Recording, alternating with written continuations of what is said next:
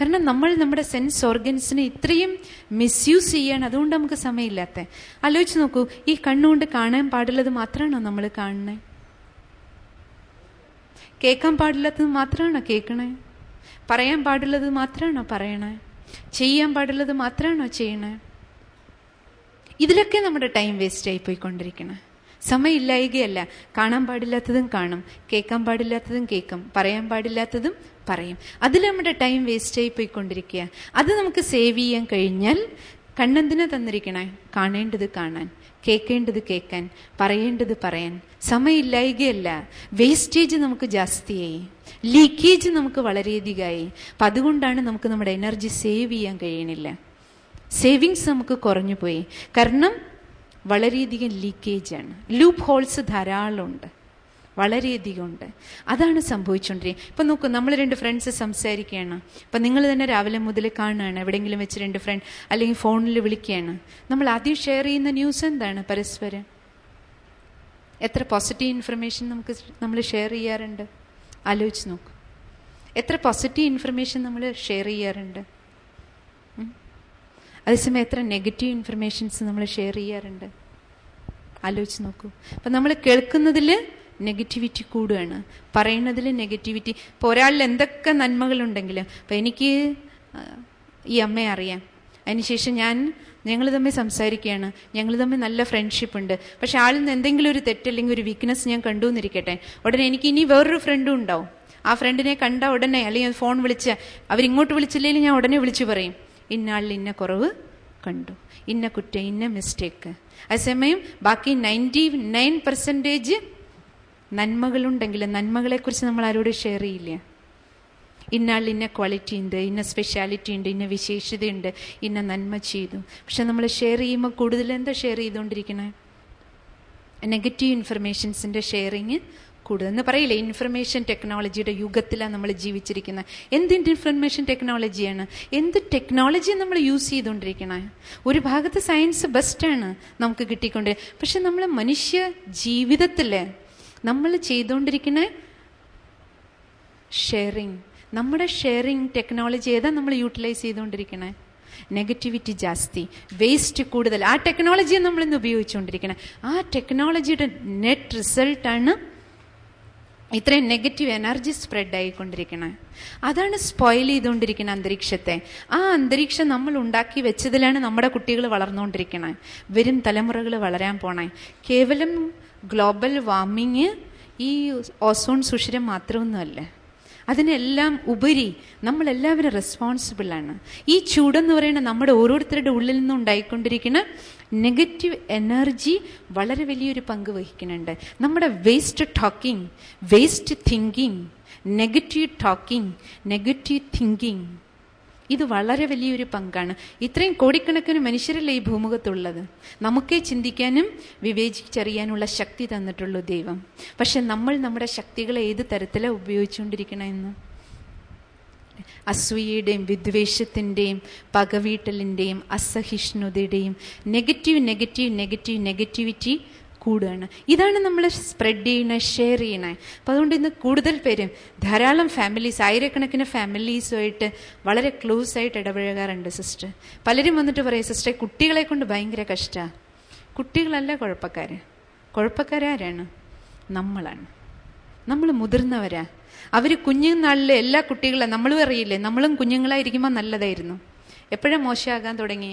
മോശമായത് കണ്ടും കേട്ടും അതിനെ അനുകരിക്കാൻ ശ്രമിക്കുമ്പോഴാണ്, അല്ലേ? അപ്പം നോക്കൊരു വീട്ടിൽ തന്നെ അച്ഛൻ ചുണ്ടിൽ സിഗരറ്റും വെച്ചിട്ട് കുട്ടിയോട് പറയണം, സിഗരറ്റ് വലിക്കാൻ പാടില്ല, സ്മോക്കിംഗ് ചെയ്യാൻ പാടില്ല.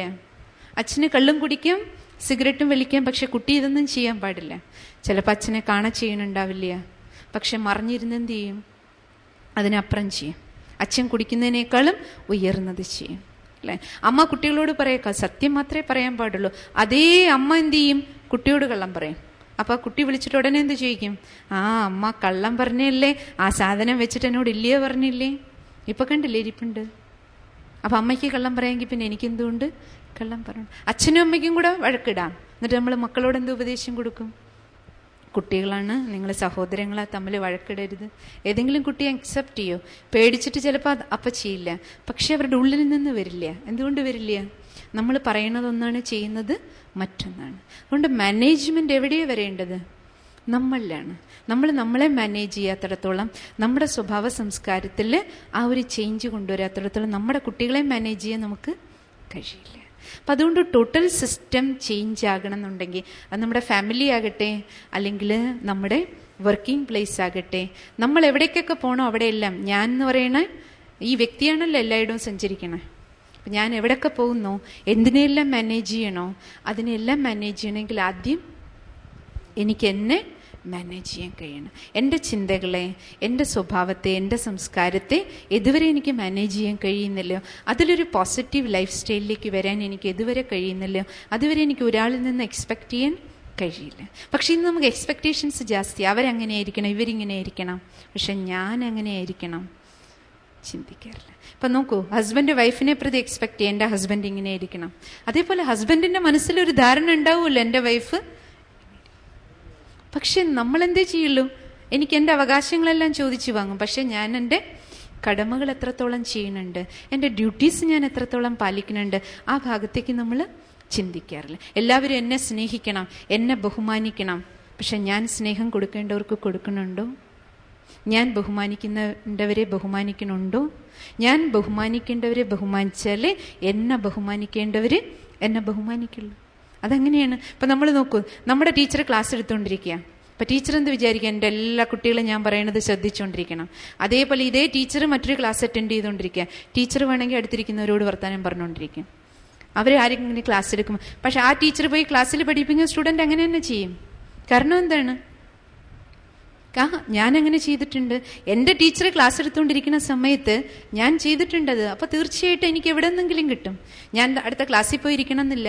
ഞാൻ പറയണതും ശ്രദ്ധിക്കേണ്ട സമയത്ത് ശ്രദ്ധിക്കേണ്ടവർ ശ്രദ്ധിക്കില്ല. കാരണം for every action there is an equal and opposite reaction അല്ലേ? അപ്പം അത് ഞാൻ ചെയ്തെടുത്തുനിന്ന് തന്നെ എനിക്ക് റിട്ടേൺ കിട്ടണം എന്നില്ല, പക്ഷെ എവിടുന്നെങ്കിലും തീർച്ചയായിട്ടും കിട്ടും. നമ്മൾ പറയില്ലേ, വിതച്ചത് കൊയ്യും.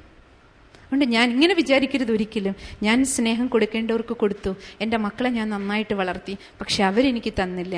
അല്ല, എൻ്റെ കൊളീഗ്സിനോട് ഞാൻ ഇത്രയും മര്യാദാപൂർവ്വം പെരുമാറി, പക്ഷേ അവരെനിക്ക് റിട്ടേൺ തരണില്ല. പക്ഷെ ഞാൻ കൊടുക്കേണ്ടത് കൊടുത്താൽ മതി, എനിക്ക് കിട്ടേണ്ടടത്ത് നിന്ന് കിട്ടാം. എൻ്റെ ഈ കൊളീഗിൽ നിന്ന് എനിക്ക് കിട്ടിയില്ല വിചാരിച്ച് പുറത്തിറങ്ങുന്ന സമയത്ത് എനിക്ക് മറ്റൊരാളിൽ നിന്ന് കിട്ടും. അല്ല, ഞാൻ കൊടുത്ത ആൾ തന്നെ എനിക്ക് തരണം. എൻ്റെ കുട്ടികൾക്ക് ഞാൻ കൊടുത്തു, എൻ്റെ കുട്ടി എനിക്ക് റിട്ടേൺ ചെയ്തില്ല. ആ കുട്ടി അല്ലെങ്കിൽ വേറൊരു സ്ഥലത്തുനിന്ന്, വേറൊരു ദിക്കിൽ നിന്ന് എനിക്ക് കിട്ടേണ്ടടത്തുനിന്ന് അവശ്യം കിട്ടും. കാരണം നമ്മൾ വിതച്ചത് ഒരിക്കലും നമുക്ക് റിട്ടേൺ വരാതിരിക്കില്ല. അപ്പം ആ രീതിയിൽ നമ്മൾ നമ്മുടെ ലൈഫിൻ്റെ ലോസ് മനസ്സിലാക്കി ലൈഫിനെ മാനേജ് ചെയ്യാൻ പഠിക്കുക, സെൽഫിനെ കാരണം നമ്മൾ ജീവിക്കുന്ന ഈ ജീവിതത്തിനും ചില ലോസ് ഉണ്ട്, പ്രകൃതിക്ക് ചില നിയമമുണ്ട്, നമ്മുടെ ജീവിതത്തിന് ചില നിയമമുണ്ട്. കാരണം നമ്മുടെ ഈ ബോഡി എന്ന് പറയുന്നത് മാറ്റർ പ്ലസ് എനർജിയാണ്. ഈ ശരീരം എന്ന് പറയുന്ന മാറ്ററും ഇതിനുള്ളിൽ ഈ സ്പിരിച്വൽ എനർജി ഉണ്ട്. ദ ബീയിങ് എന്ന് പറയുന്ന ഇതിലാണ്. അപ്പം ഈ മാറ്ററും എനർജിയും കൂടെ ചേർന്നിരിക്കുന്ന സമയത്ത് ഇതിനും ഈ നിയമങ്ങളെല്ലാം ബാധകമാണ്. സയൻസിൻ്റെ ലോകത്ത് നിയമം പഠിച്ച് നമ്മൾ പരീക്ഷ എഴുതും, മറ്റുള്ളവർക്ക് ആ നിയമം പഠിപ്പിച്ചു കൊടുക്കും.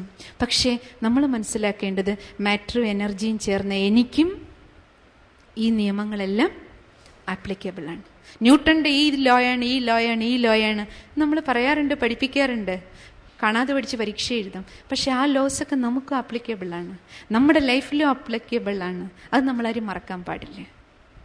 കാരണം ഇതിൽ ഊർജ്ജമുണ്ട്, ഇതിലും മാറ്റർ ഉണ്ട്. ഇത് രണ്ടും കൂടെ ചേർന്നതാണ് നമ്മൾ ഓരോ മനുഷ്യരും. അപ്പം അതുകൊണ്ട് നമുക്ക് നമ്മളെ മാനേജ് ചെയ്യാൻ പഠിക്കണം. ആ മാനേജ്മെൻറ്റ് സിസ്റ്റമാണ് സ്പിരിച്വൽ സയൻസ്. അതാണ് സ്പിരിച്വൽ സയൻസ്. കാരണം നമ്മളെന്താ വിചാരിച്ചേ, നമ്മൾ പഠിക്കുന്ന ഫിസിക്സും കെമിസ്ട്രിയും ബയോളജിയും മാത്രമാണ് സയൻസ്. അതുകൊണ്ടാണ് സ്പിരിച്വാലിറ്റിയെ പ്രതി ഇതൊന്നും നമുക്കല്ല, ഇതൊക്കെ വല്ല സ്വാമിമാർക്കോ പാതിരിമാർക്കോ പണിയില്ലാതെ നടക്കുന്നവർക്കോ ഉള്ള ഒരു പണിയാണ്. അത് നമ്മുടെ ലൈഫിൻ്റെ ഫൗണ്ടേഷനാണ്. ഫൗണ്ടേഷനിൽ ഉണ്ടായിരിക്കേണ്ടതാണ്. പക്ഷെ അത് പഠിക്കാതെ നമ്മൾ PhD വരെ എടുക്കും, MPhilലും അതിൻ്റെ അപ്പുറം എല്ലാം നമ്മൾ പോവും, എല്ലാ ഡിഗ്രികളും പ്രാപ്തമാക്കും. പക്ഷെ ഇതെല്ലാം പ്രാപ്തമാക്കിയിട്ട് തിരിച്ച് നമ്മൾ നമ്മുടെ റിയൽ ലൈഫിലേക്ക് വരുന്ന സമയത്ത് എങ്ങനെ മര്യാദാപൂർവ്വം പെരുമാറണം, എങ്ങനെ കുടുംബ ബന്ധങ്ങൾ നിലനിർത്തിക്കൊണ്ട് പോകണം, എങ്ങനെ തൻ്റെ പ്രൊഫഷനിൽ കൂടെയുള്ളവരോടൊപ്പം മര്യാദാപൂർവമായിട്ട് മാനുഷികമായ പെരുമാറ്റം എങ്ങനെ പെരുമാറണം, ധാർമ്മികമായ മൂല്യങ്ങൾ എങ്ങനെ നിലനിർത്തണം, അതിനുള്ള പഠിപ്പ് നമ്മൾ എവിടുന്നും പഠിക്കുന്നില്ല. പിന്നെ നമ്മൾ പഠിച്ച ഈ പഠിപ്പ്, ഈ സയൻസ്, ഇത് അക്കങ്ങളും വസ്തുതകളും റാങ്കും മാർക്കും വാങ്ങാൻ വേണ്ടി മാത്രം, മാസം സാലറി കിട്ടാൻ വേണ്ടി മാത്രമുള്ള പഠിപ്പാണ് നമ്മൾ അവിടുന്ന് പഠിക്കണത്. പക്ഷേ ജീവിതത്തിൻ്റെ വാല്യൂ, ജീവിതത്തിൻ്റെ വില നിശ്ചയിക്കുന്നത് മാസത്തെ സാലറി അല്ല. ആണോ? ആലോചിച്ച് നോക്കണം. ഇപ്പോൾ നല്ല സാലറി പാക്കേജാണ് എല്ലാ ജോലികളിലും, എല്ലാ ഫീൽഡിലും. ഇത്രയും ലക്ഷങ്ങൾ നമുക്ക് മാസം മാസം, പണ്ട് 1000-ങ്ങളായിരുന്നു, ഇപ്പം 1000-ഉം 10,000-ഉം പോയിട്ട് ലാക്സായി സാലറി അല്ലേ? ഇത്രയും പൈസയുണ്ട്, സൗകര്യങ്ങളുണ്ട്, എന്നിട്ടും എന്തുകൊണ്ട് സ്ട്രെസ് കൂടുന്നു? എന്തുകൊണ്ട് അശാന്തി കൂടുന്നു? എന്തുകൊണ്ട് ബന്ധങ്ങൾ കൂടുതൽ കൂടുതൽ വഷളാവണം? നമ്മൾ റീതിങ്ക് ചെയ്യണം. ഇനി നമ്മൾ റീതിങ്ക് ചെയ്യാതിരുന്നു കഴിഞ്ഞാൽ നമ്മൾ വളരെ വലിയ അപകടത്തിലേക്കാണ് പോയിക്കൊണ്ടിരിക്കണം. കാരണം സമയത്തിനനുസരിച്ച് നമ്മളെല്ലാം ചെയ്യണം. പറയാറില്ലേ, ടൈം നോക്കി നോക്കി നമ്മളെല്ലാം ചെയ്യും. ഈ സമയത്ത് ഇന്നത് ചെയ്യണം, മോർണിംഗിൽ ഇത് ചെയ്യണം, ഉച്ചയ്ക്ക് ഇത് ചെയ്യണം, വൈകുന്നേരം ഇന്നത് ചെയ്യണം. സമയത്തിനനുസരിച്ച് ചെയ്യുന്നത്. വിശ്വഘടികാരവും നമ്മളോട് ചില കാര്യം വിളിച്ചു പറയുന്നുണ്ട്. ടൈം സൈക്കിള്, കാലഘട്ടവും ഒരു സൈക്കിളാണ്, സമയമാണ്. ആ കാലം നമ്മളോട്, പ്രസന്റ് ഡേ ലൈഫ് സിറ്റുവേഷൻസ് നമ്മളെ ചില പാഠങ്ങൾ വിളിച്ചോതി തരുന്നുണ്ട് അല്ലേ? ആ പാഠം എന്താ പറയണേ നമ്മളോട്? എന്ത് ലെസനാണ് നമ്മളെ പഠിപ്പിക്കണേ? സമയം നമ്മളോട് എന്താ വിളിച്ചു പറയണേ? ഈ സമയം നമ്മുടെ മുന്നിലൂടെ കടന്നു പോയിക്കൊണ്ടിരിക്കുന്ന സമയം നമ്മളോട് എന്താ പറയണേ? എല്ലാത്തിൻ്റെ ഒരു അതീത സമയമാണ് അല്ലേ? Body കോൺഷ്യസ്നെസ്സിൻ്റെ egoistic നേച്ചറിൻ്റെ അതിയിൽ നമ്മളെത്തി. അക്രമത്തിൻ്റെ, അധർമ്മത്തിൻ്റെ, അസഹിഷ്ണുതയുടെ, സദാചാര ബോധത്തിൻ്റെ ഒരു പെർസെൻറ്റേജ് പോലും ഇല്ലാത്ത നിലവാരത്തിലേക്ക് പോയിക്കൊണ്ടിരിക്കുകയാണ് അല്ലേ? അപ്പം ഈ അതിയെല്ലാം നമ്മളോട് പറയണത് എന്താണ്? അതി അന്ത്യത്തിൻ്റെ ലക്ഷണമാണ്. ഇതൊരു മാറ്റത്തിൻ്റെ സമയമാണ്.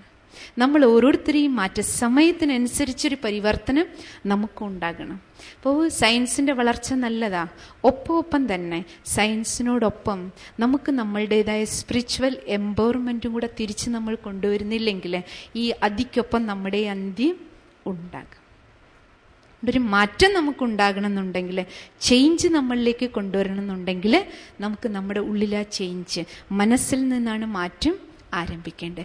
ആ ചേഞ്ച് നമുക്ക് നമ്മളെ മാനേജ് ചെയ്യാനും നമ്മളുമായിട്ട് ബന്ധപ്പെട്ട എല്ലാ ആസ്പെക്ട്സും, നേരത്തെ പറഞ്ഞ സമയമാകട്ടെ, ബാക്കി ആങ്കർ ആകട്ടെ, മണിയാകട്ടെ, റിലേഷൻഷിപ്പ് ആകട്ടെ, എന്തൊക്കെ നിങ്ങൾക്ക് മാനേജ് ചെയ്യണോ, പക്ഷെ ബേസിക് മാനേജ്മെൻറ്റ് സ്കിൽസ് നമുക്കില്ലാതെ, ഇത് നമ്മുടെ ഫസ്റ്റ് പാഠമാണ്. ഇത് ലൈഫിൻ്റെ ഫൗണ്ടേഷനാണ്. ഈ പാഠം നമ്മൾ പഠിക്കാതെ, അത് ലൈഫിൽ നമ്മൾ പ്രാക്ടിക്കലാക്കാത്തിടത്തോളം കാലം നമുക്ക് നമ്മളെ തിരിച്ചറിയാതെ, കൂടെയുള്ളവരെ തിരിച്ചറിയാതെ, നമുക്ക് നമ്മുടെ സമയത്തെ എങ്ങനെ സദുപയോഗം ചെയ്യണമെന്ന് മനസ്സിലാക്കാൻ കഴിയാത്തിടത്തോളം കാലം ബാക്കിയൊന്നും നമുക്ക് ശരിയായ രീതിയിൽ മാനേജ് ചെയ്യാം. ബാക്കി പോവാം, ഇങ്ങനെ പോയിക്കൊണ്ടിരിക്കും നമ്മൾ.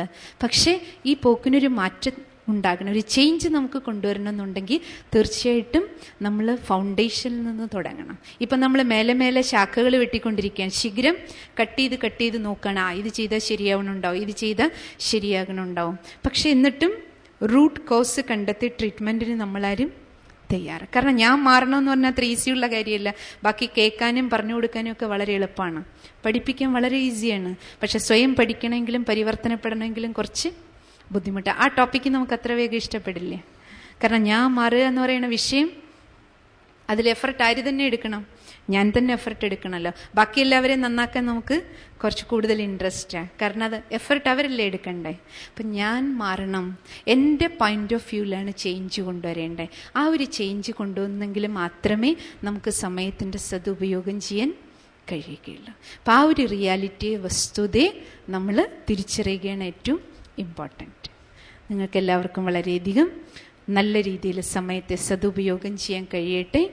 ആ സദുപയോഗത്തിന് വേണ്ടിയിട്ട് നമ്മളെ മാനേജ് ചെയ്യുന്ന ആ സിസ്റ്റം നമ്മൾ ആദ്യം മനസ്സിലാക്കാൻ നമ്മൾ തീർച്ചയായിട്ടും ഒരിക്കലും വിചാരിക്കരുത് സമയമില്ല, അങ്ങനെ ഒരിക്കലും ചിന്തിക്കരുത്.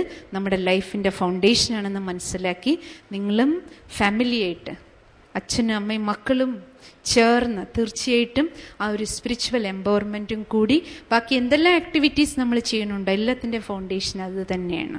അതില്ലാതെ പോയ, ഫൗണ്ടേഷൻ ഇല്ലാത്ത ബിൽഡിംഗ് പോലെ നമ്മൾ പോയിക്കൊണ്ടിരിക്കും. നല്ലൊരു കാറ്റോ മഴയോ വന്നാൽ നമ്മുടെ മനസ്സ് തകർന്നടിയും, നമുക്ക് പിടിച്ചു നിൽക്കാൻ പറ്റില്ലേ. അപ്പം അങ്ങനെയൊന്നും സംഭവിക്കാതിരിക്കട്ടെ. നിങ്ങൾക്കെല്ലാവർക്കും വളരെ സുഖവും ശാന്തിയും സന്തോഷവും നിറഞ്ഞ ഒരു ഫാമിലി ലൈഫ്, ഒരു വർക്കിംഗ് ലൈഫ് ഉണ്ടാകട്ടെ എന്നുള്ള ശുഭഭാവനയോടെ എല്ലാവർക്കും ഒരിക്കൽ കൂടി നന്ദി. ഓം ശാന്തി. സദസ്സിലിരിക്കുന്ന മാന്യ വ്യക്തികളെ എല്ലാവർക്കും എൻ്റെ നമസ്കാരം. പാലക്കാട് ലയണസ് ക്ലബ്ബും മാതൃഭൂമി ഗൃഹലക്ഷ്മിയും കൂടി ഇവിടെ നടത്തിയ 2 സെമിനാറും ടൈം മാനേജ്മെൻറ്റ് ആൻഡ് കുക്കിംഗ് ഗ്യാസിൻ്റെ ഉപയോഗം എല്ലാവർക്കും വിജ്ഞാനപ്രദമായിരിക്കുമെന്ന് എനിക്കറിയാം. ഇത്തരത്തിൽ ഉപയോഗപ്രദമായ പരിപാടികൾ ഇനിയും ഉണ്ടാവട്ടെ എന്ന് പ്രാർത്ഥിക്കുന്നു. ഇവിടെ എനിക്ക് വന്ന് സംസാരിക്കാനും നിങ്ങളെ ആശംസിച്ചും കൊണ്ട് അഭിസംബോധന ചെയ്യാൻ അവസരം തന്നതിൽ ഞാൻ വളരെയധികം നന്ദി പറയുന്നു. ഒരിക്കൽ കൂടി എല്ലാവർക്കും ആശംസകൾ അറിയിക്കുന്നു. നന്ദി, നമസ്കാരം.